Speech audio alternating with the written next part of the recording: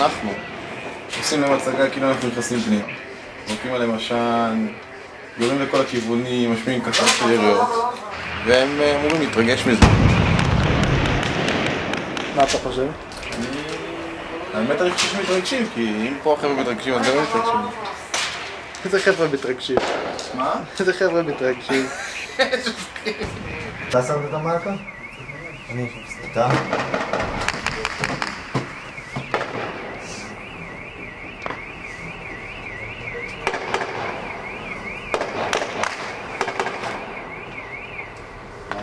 מרסי מסייה. בוא'נה, אני לא מאמין לך.